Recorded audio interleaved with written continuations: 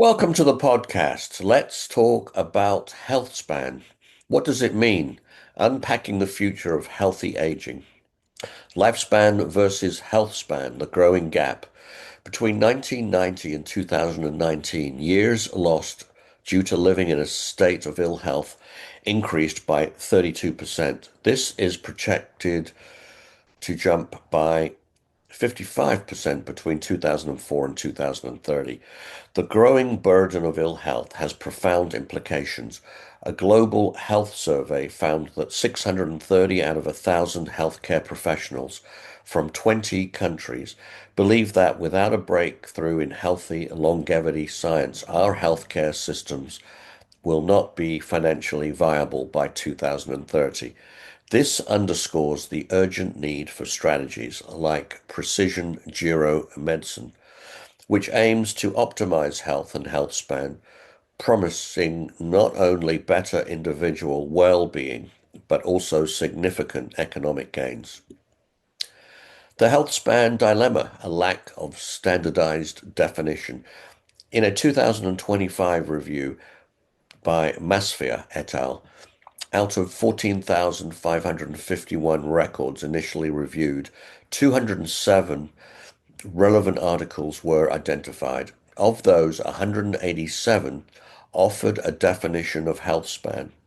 Strikingly, 113 of these were primary definitions, meaning authors defined it without referencing existing definition.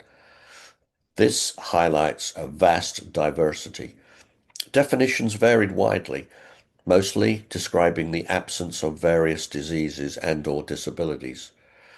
Operationalization involved measuring the onset of chronic diseases, disability, or performance limitations. Only two definitions included subjective measures like quality of life. This lack of consistency makes it incredibly difficult to compare research data, evaluate interventions, and set clear policy goals. Operationalizing health span, diverse approaches and key metrics. Different disciplines from public health to geroscience prioritize distinct metrics, making it hard to compare studies. Chronic diseases and disability. This is the dominant approach. Health span is often defined by the absence or onset of common chronic diseases like cancer, diabetes, cardiovascular diseases, stroke, dementia, and even mortality. However, the choice of which diseases to include and how disease stages or disabilities are assessed varies inconsistently across studies.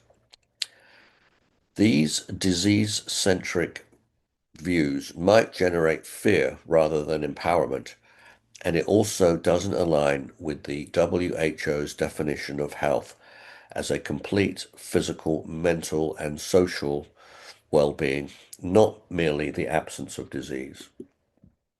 Performance measures. A key advantage of these is their ability to detect physiological limitations earlier. They span multiple domains. Physical performance, aerobic capacity, VO2 max, balance, muscle strength, grip strength, gait, walking speed, organ system integrity, renal, endothelial, and hemodynamic function, cognitive function, evaluated through tools like the Wechsler Adult Intelligence Scale, audiometry, and visual acuity. Metabolic health and biomarkers, increasingly used as surrogate markers for biological aging, including BMI, body composition, glucose, insulin levels, lipid profiles, and inflammatory biomarkers like IL-6. Subjective measures. Only a small fraction of studies, as few as two in one review, included quality of life, emphasizing autonomy and the ability to perform routine activities. Towards a consensus, a multi-stakeholder approach. Achieving this requires a multi-stakeholder interdisciplinary approach that balances scientific rigor, clinical applicability, and social relevance. Neuroscientists, clinicians, and public health experts must collaborate to establish a clear, measurable framework. This framework should include functional performance, cognitive function, and the absence of major chronic diseases. Regulatory agencies like the WHO and national health ministries can provide global alignment and policy direction. Data science and technology developers are crucial for creating scalable tools such as digital biomarkers of aging for real-world monitoring.